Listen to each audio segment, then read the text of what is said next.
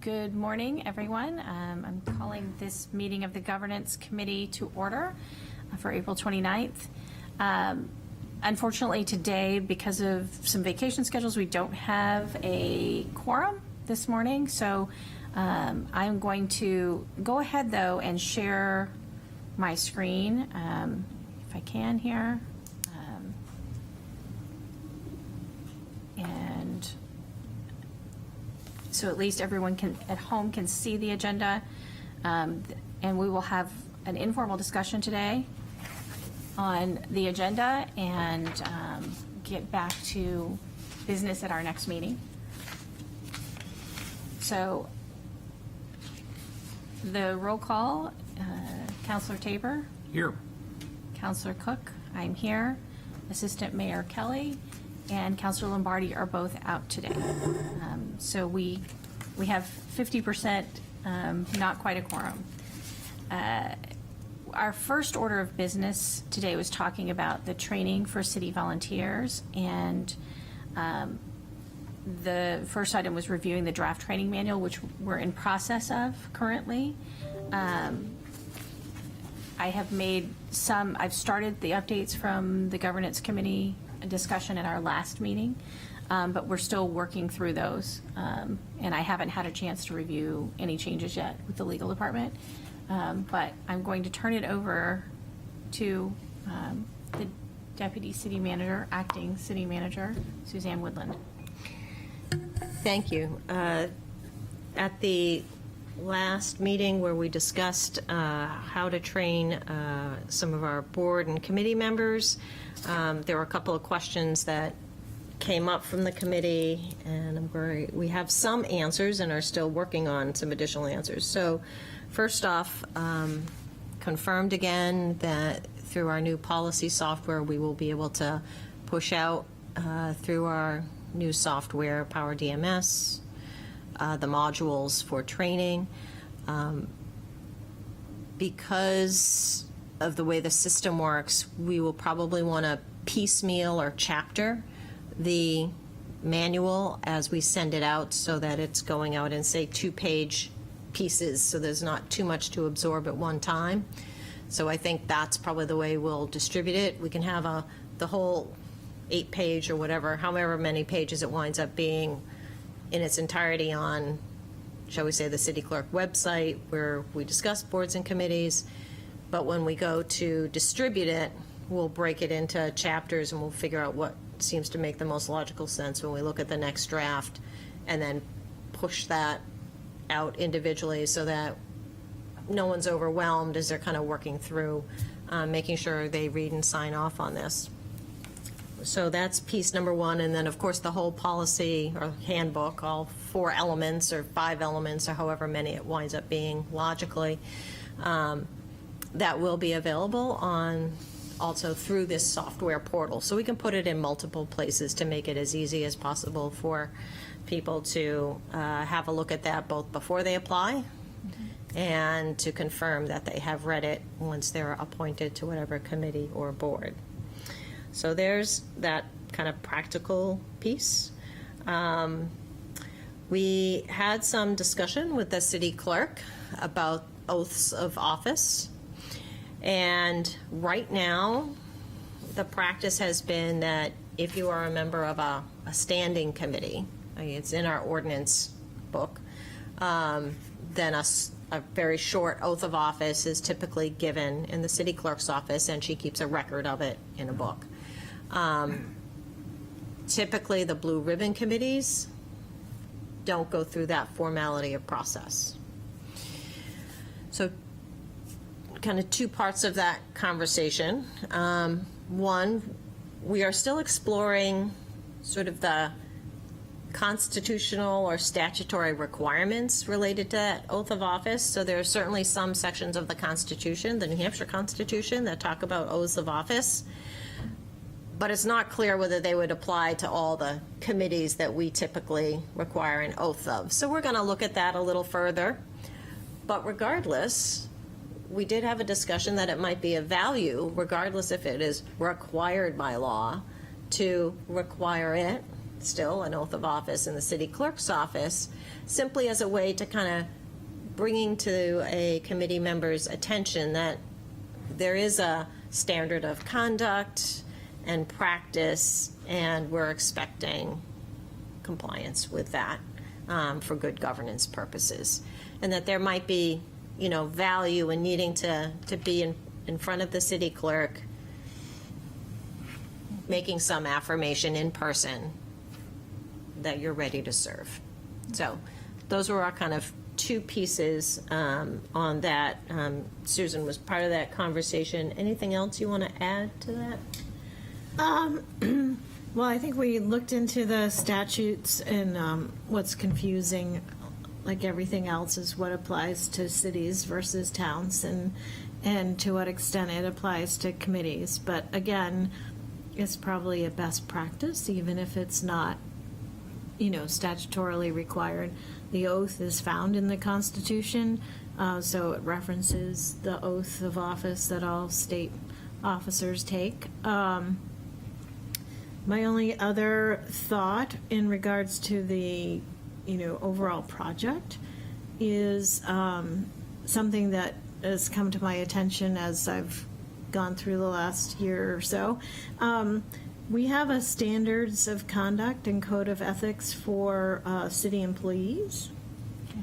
We don't have that for our city councilors, board members, or volunteers. The ethics ordinance that we passed not too long ago doesn't really talk about generic code of conduct, like being respectful, etc.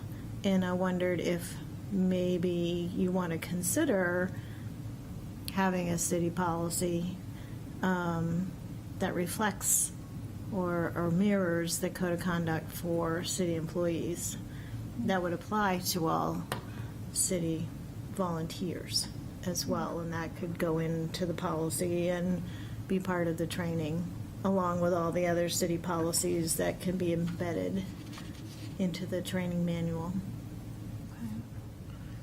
Now, do you think, I was just going to ask, do you think that we should, and we started discussion on a volunteer training policy. Is it something, do you think we could combine code of conduct, or do you think we should have two separate policies, one on code of conduct of elected officials and appointed members of committees and commissions, and then a separate volunteer training? That would make sense to me, to have two separate things, because the volunteer training policy you've drafted is really designed to make it known that they are to review the manual as it gets developed here, and to go through the oath of office and to review all the policies that are attendant to the manual. So, whereas the code of conduct, it would be much simpler. A lot of those policies are actually embedded in the code of conduct, so we'd have to skinny this down considerably.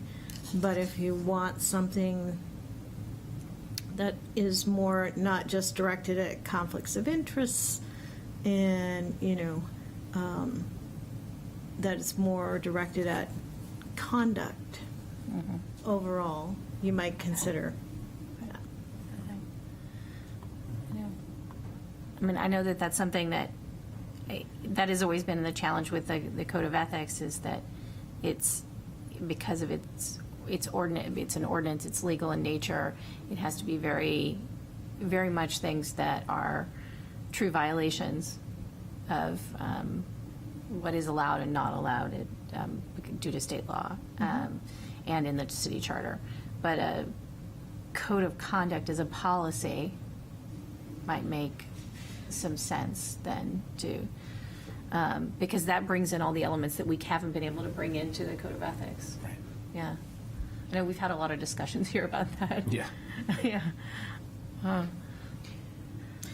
That's just a thought, and I don't have a proposed code of conduct, other than I know we have the city policy that is standing, so it may give you some guidance, or it may be something you want to look at, as you did for the manual from other, but it wouldn't be directed at these technical, legal violations like a conflict of interest or, right, financial disclosures or Right. It's more like things like contacting, respectful. being respectful, communicating through the chair, Right. rather than, yeah, that kind of thing. Only speaking for the committee when you're saying the majority opinion. But that's pretty well spelled out in this. It's in the manual, but that it doesn't, Right, there's nothing that says, you need to follow the manual. Well, it's interesting because, yeah, a lot of that is in that draft manual. And so my little brain is thinking, if the city council approves the form of the manual and we And just kind of, contents? yep, and we just kind of tweak, I didn't look closely at that We've draft, got a- Polly, but something to link it, and I think that would, is probably all we may need to do, but we can look at that. Right. So this is something that it can be like you say in the policy, a code of conduct policy, that you have to follow the guidance provided in the training manual.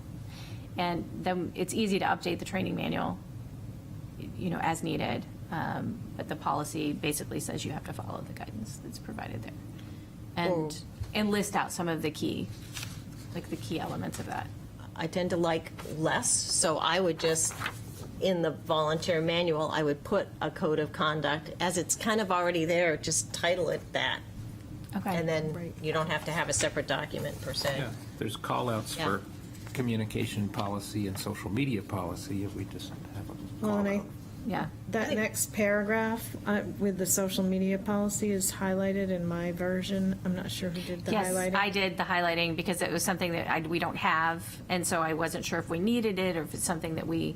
So that to me looked like an attempt at a sort of a code of conduct, although I think one of those sentences might go too far. Right. This language is coming from a different city, so and that's where I was like, I'm not sure. Do we have a policy around this for staff even? Do we have do we have things where we could base our policies for volunteers where we already have something else? I'd say let's look at it, because I do think we have a little bit of language about social media in our conduct policy, but it's very carefully crafted because of First Amendment concerns. Right. And I think that would be the same here. Right, you shouldn't be engaging in language that would be forbidden based upon your appointment and your requirements of your appointment. That's the only, My suggestion is, when we start to kind of figure out the chapters of the handbook, we have a separate chapter for boards and committees where they sit in a quasi-judicial role. The land use. Because it is such a difference Yep. being in that role that I think it's important to call it out, and B, it kind of helps for those other committees that just don't have the same level of responsibility. They're mostly just making recommendations to the policy-making body, or to the city there's a different function to them. And so there's frankly a little more leeway. It's almost good training ground, okay? Here, get used to being in a committee structure and working to make some recommendations. But once you get to that quasi-judicial piece, which really is only your land use boards, yes. except in some very rare circumstances, but really it's your land use boards. And not even 100% of their time. Right, exactly. But I think that's where you call it out. Right.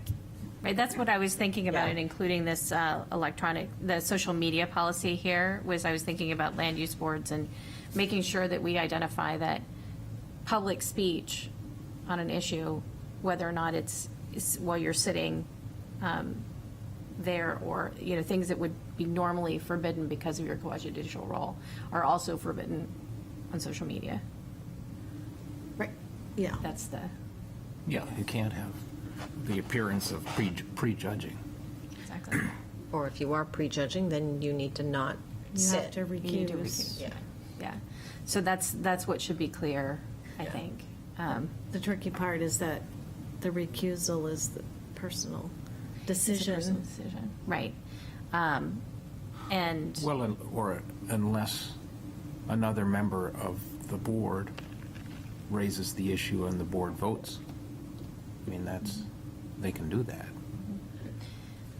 But it's still advisory. yeah. Yeah. I've always wondered if it was identified that somebody had violated kind of that provision in advance, is it possible for, at the top of a meeting, for the city staff to say, oh, by the way, everyone on this committee should know that so-and-so posted X, Y, and Z on social media about this topic? And then it's up to the land use board members to decide whether or not they want to ask their colleague to recuse, or if the person wants to recuse. Is that something that we allow for, time to do that? Usually there is a statement at the beginning of the meeting at which applications are heard that says, if any of you applicants have an issue or are aware of a potential conflict, usually there's like some standard language that gets read. And so it's on the applicant.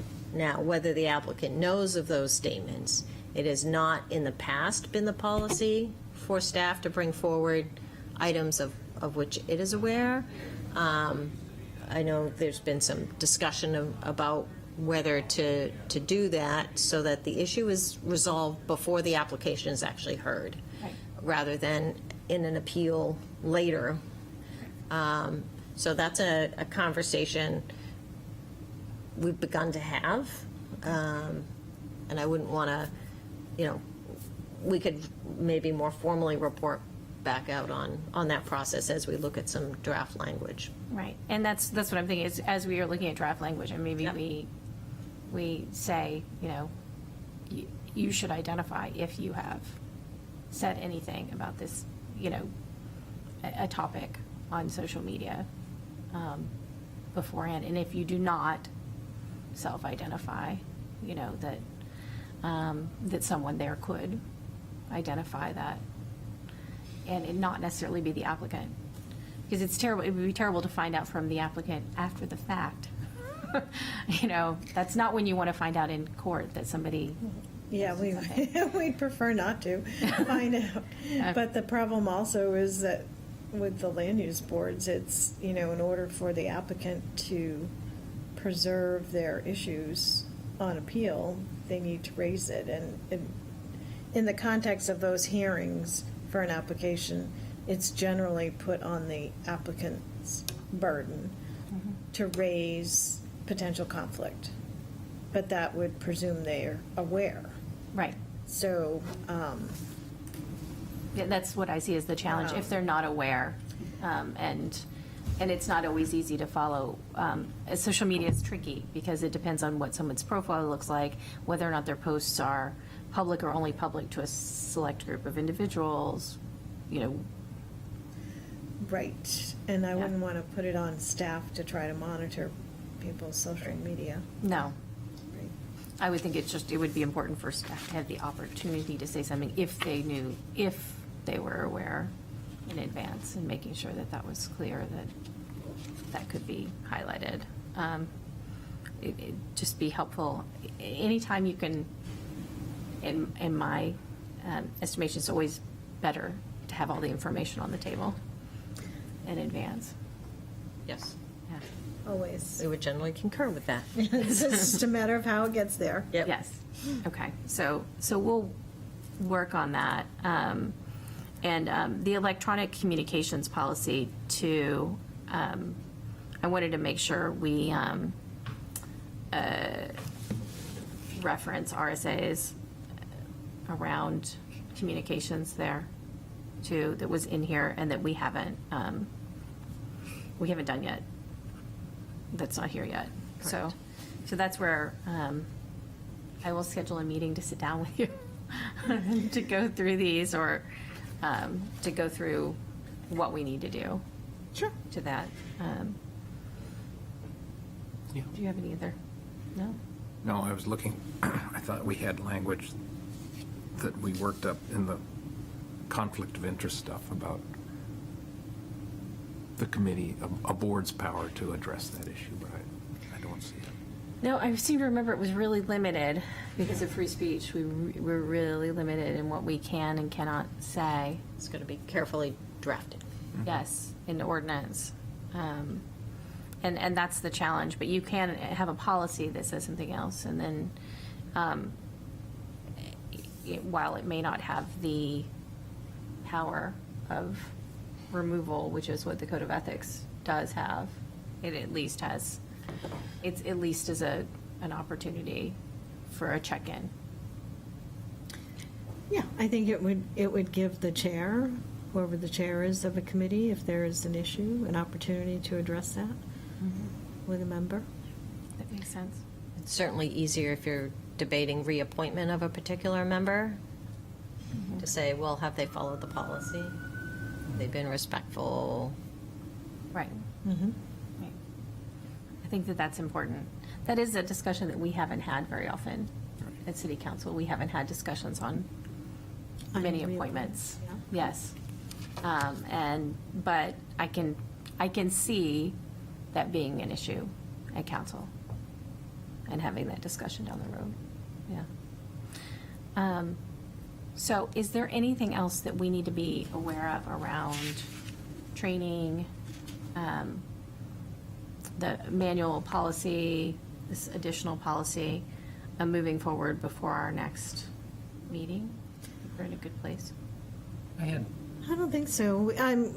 We did talk about, if you want legal to plan on having some contact with certain committees or, on an annual basis or biannual basis or, newly appointed members, that we're certainly happy to plan on scheduling those. Okay. Obviously, we can't do it all at once, but we're also thinking that we would do some short videos, training videos that would then be embedded, I think, with the Power DMS has the capability of doing that. So someone could Yes. watch the training video in addition to having, a warm body here to have a conversation. That's great, because then they can check that. Yes. We have the record. Yeah, that would be wonderful. I've heard the deputy city attorney's been doing some of those. Yes, he's out at the departments currently. He just finished up at the library. Okay. Oh, good. Very good. So if we can videotape him doing one, Well, he's more focused on public records, for city employees, but we have a plan to do videos for a lot of different topics for training. that's wonderful. That's wonderful. I think it's great because I think people can read something and it just doesn't register. Yeah, it doesn't, for me, I need to hear it and see it and read it, yeah. Yeah, that would be very, very helpful. And maybe we can bring in some people who are, like, on some of these other sections of chairing a committee, we can bring in kind of a veteran person who's like, or a chair, who's somebody who's been a chair for a long time of one of our committees to talk about what it is, yeah. The importance of, committee communication and that kind of thing. Managing the agenda, moving the business. We have some that are more effective than others. I think that's typical. Comes with the territory. Yeah, I think the goal is that training will help with that and make it so that it doesn't feel like it's something that is too daunting, and we have more people who are willing to step up to serve in those roles. So I think what's exciting is, what Suzanne's been explaining to all of us is about the Power DMS and what it can do, and the fact that it can embed that type of training, and then people can check off that they've done it. If you have certain requirements you want them to look at, that's going to be very helpful. That's great. That's wonderful. We had also talked about doing training, I believe maybe twice a year, doing kind of a in-person. Like an open, come Yeah. to a meeting. Yeah, Yeah. and that's fine. We can schedule those. Yeah, I mean, your briefing for the housing committee was 5 minutes. Yeah, And- simple, But it all landed, I think, effectively. good. Mm-hmm. I had two things. Okay. The way that the committees report back to the council, we used the language about communications would be forwarded through the staff liaison to the city council and city manager. And we have this unique part of our council rules where that first item at the top of the agenda, a committee can report out, Yes. which I think is always a sign of a good committee if they can have a citizen report out.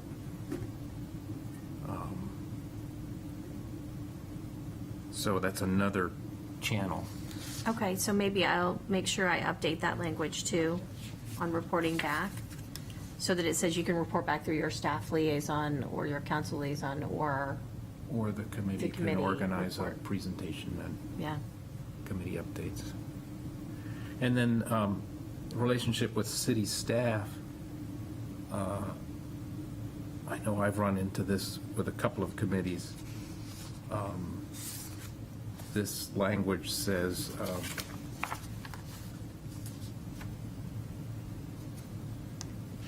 contact staff early if you have questions, so that they're prepared. Just want to make sure that they go through the committee chairs. Yes. Through committee chairs. And it says, feel free to seek staff's advice and assistance in advance of a meeting, Right. but Through your chair. through your chair. Yeah. I mean, the goal is to get everyone to channel everything through their chair, Right, even if you copy the staff member, right, so that it's clear that the chair knows. right.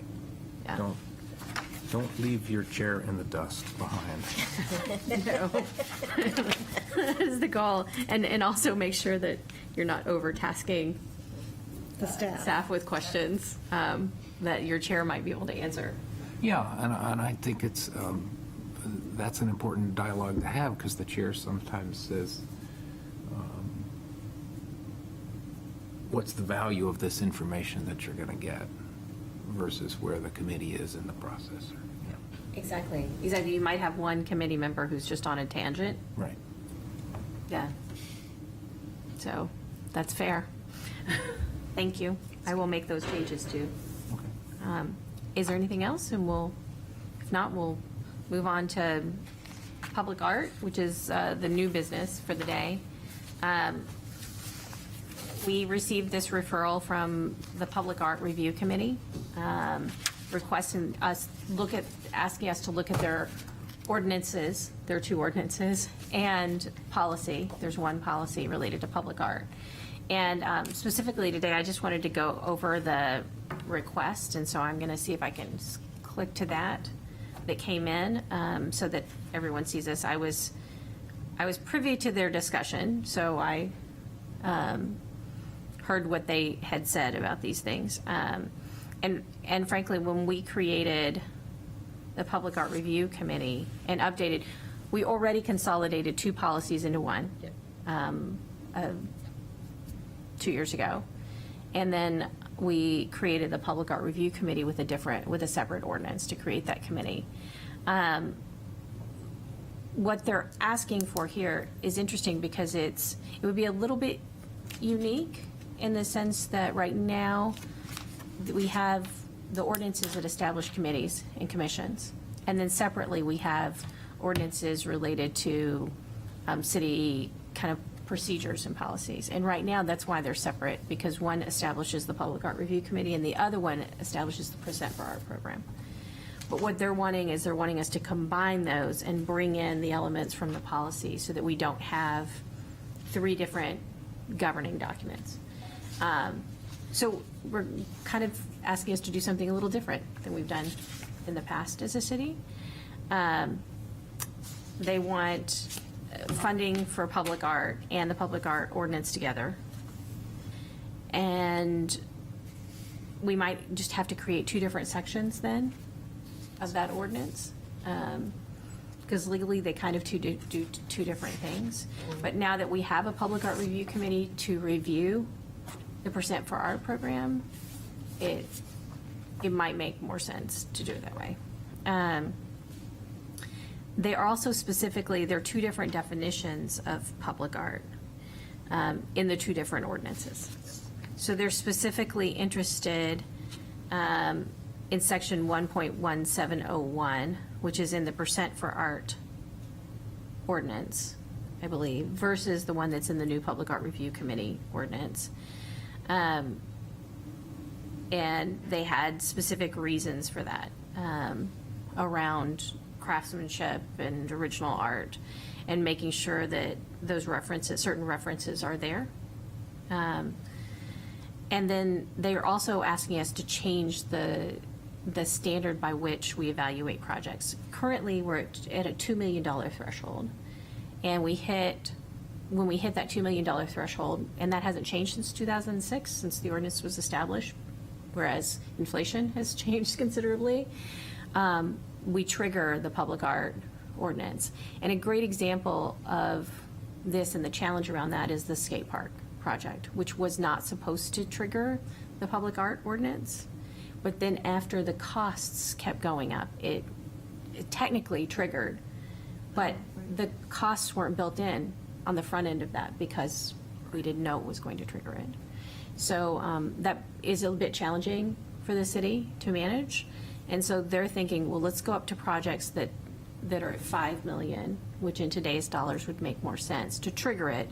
But then you also raise the maximum on the other end to 30 million. So you're basically moving the goalposts so you don't trigger it until you hit a higher threshold. But also public art costs more. So right now, the 150,000 maximum is a particular challenge because it's hard to even get a sculptor to do a piece for 150,000, a large piece. Yeah. Yeah. So that's what they're looking at, what Endeavor cost. And can we do other pieces like that? And if the answer is no, we're going to have to fundraise to do it, then it makes more sense just to shift that. So that's what they're requesting. Whether there should be more flexibility in use of funds. So currently, the ordinance is fairly limiting. You use it for the project it's on. We made it a little bit easier for them that you don't have to, that you can move the location if the project doesn't make sense in its current location. For example, if we're doing a major project in Madbury, do we really want to put public art at Bellamy Reservoir? Or do we want to put it in the city of Portsmouth? So we can do that now, but they're thinking also, do you want flexibility in splitting up funds? So you can do more than one project? Right. Especially if you end up with one of these $30 million threshold numbers, and so you have a little bit more to do. Or We had to make exceptions for the wastewater treatment plant to spread that around. yes, and they're currently working on that project right now. So they've issued an RFP right now for that project. So they're thinking, I think some of this is coming out of the considerations that they're encountering in doing that process for Pierce Island.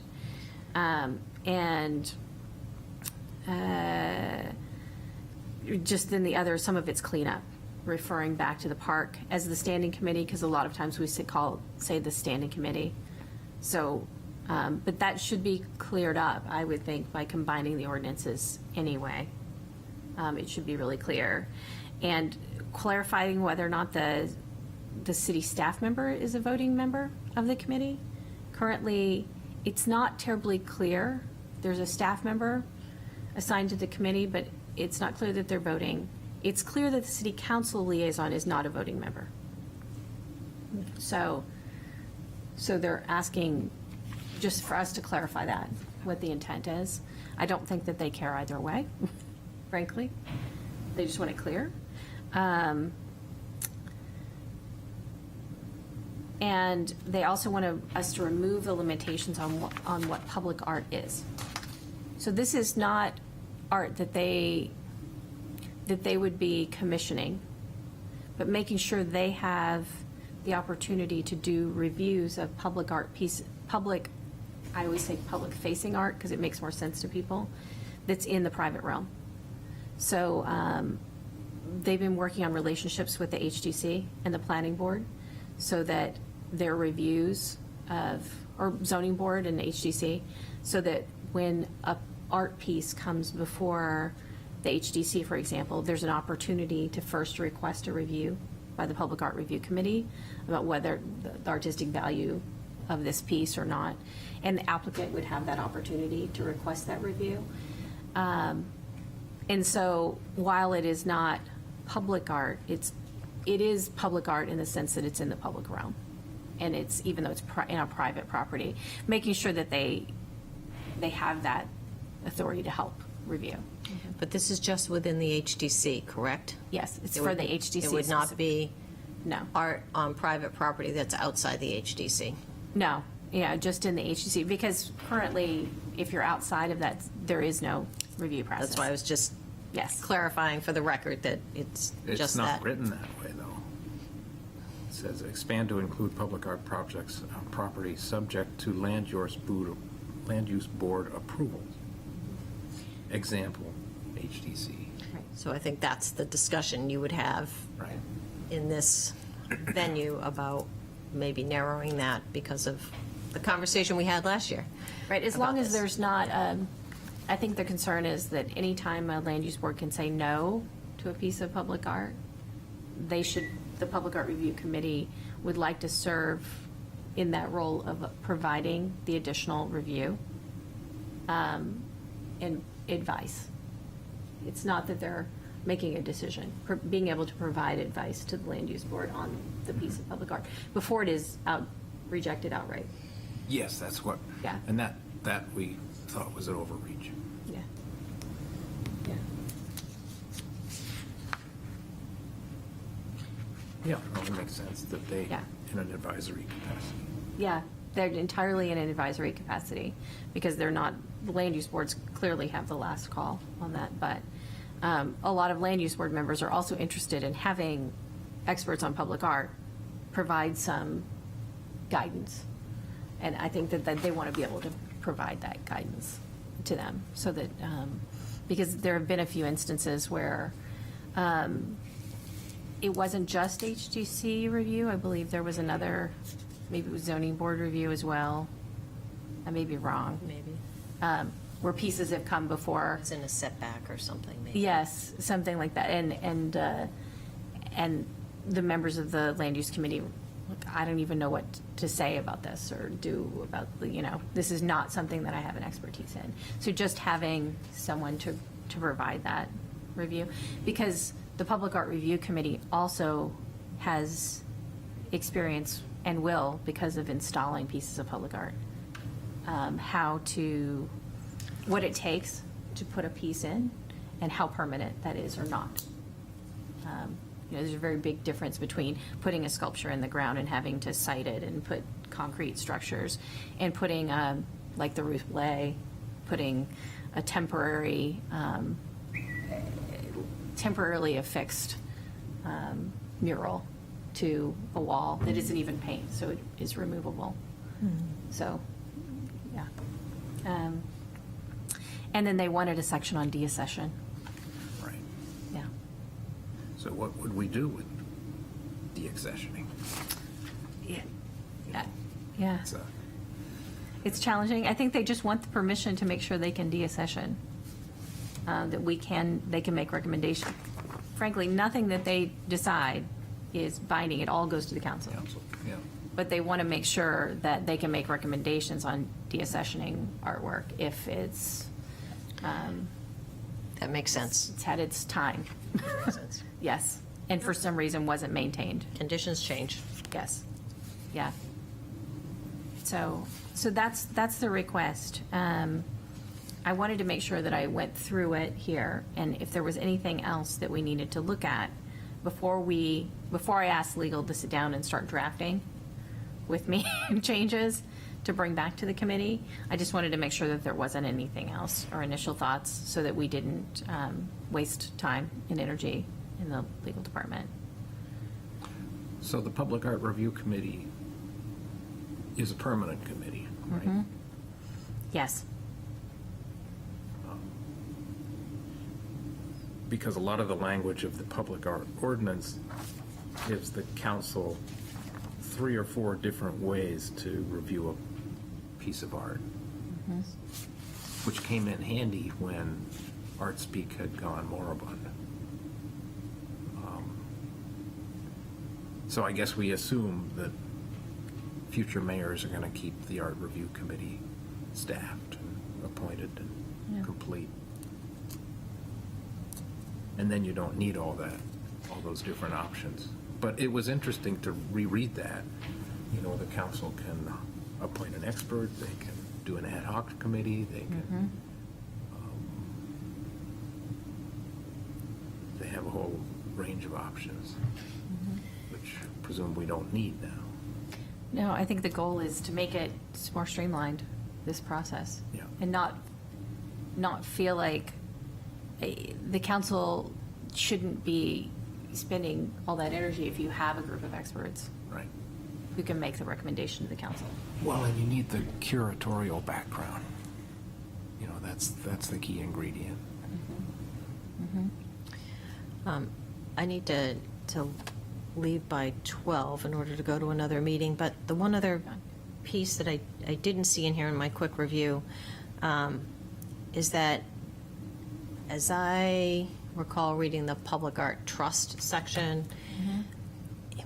the language is awkward in places because it seems to suggest that you should spend exactly, if you will, the amount of money that was put in, less maybe a small amount for stewardship, for the public art in a particular location. So if your project, requires $150,000, it ought to be a piece of art that is $135,000 or something like Right, that. right. It doesn't seem to envision that maybe you've got a great, because it's maybe just a mural. But it's a $50,000 project. Yeah. Because that would be really appropriate for this space. And then you're saving and able to use for a future project where, okay, now you get your 200,000, you combine it with another 100,000 that you saved on this other, because we have this great space where we need a bigger public art installation. And it just seems to lack a little bit of that flexibility in its language. It might be there and you could tease it out, but if we're going to rewrite something, having a little bit more flexibility in how those funds are used, I think would be useful, because for some spaces, it might be a smaller project and then those funds get used, or maybe there's a maintenance project for some other existing piece of public art that is going to be expensive. We need to completely rebronze or something. And you want to be able to not have to worry about finding those funds somewhere else if it's a special capital investment or the foundation needs to be reset or something, that you've got that bucket of money for public art that's a little more flexible to use for the purposes intended. But that's just my thought. Every time I read it, I'm like, oh, that's really awkward, but I didn't write that one. Well, and that's kind of I think that's why they're looking for. Yeah. Exactly. They're looking for some flexibility, because this idea that you have to go and you have to, ask the trustees, can we separate X amount of dollars that we didn't Yeah. spend and reallocate it? And whereas, you might want a bigger project if you have a major park renovation or Right. And, for example, the skate park is kind of a nice example because we don't have funds allocated there. But they might want to put a piece of art there down the road. And since there aren't percent for the arts funds there, they're limited to donations that come in. Whereas they might have another project that just isn't very big. Right. Yeah. I think the one other piece before I jump to my other meeting is, what we have learned is that for some of the funds that we apply for some of our projects, you know, where we'll often get a match or a chunk of money from the state, or we'll get a special loan that has really good rates. It has been our experience that public art components are not considered part of the project from their funding point of view. Doesn't mean they can't be from our point of view for all our matching funds and other pieces, but just recognize sometimes we have to actually pull that out and very specially account for it, which is okay. But just Yeah. know that kind of going in, that when we kind of looked at this previously, given the various projects we've done in the last, 20 years, sometimes the granting agencies are a little stricter Right. in terms of what they consider part of the project, so just a FYI.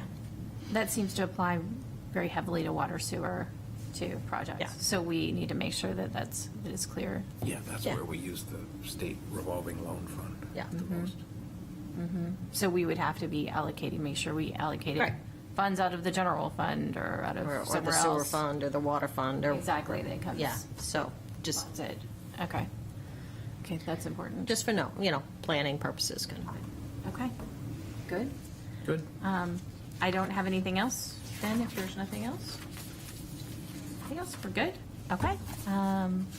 Thank you all. We are adjourned.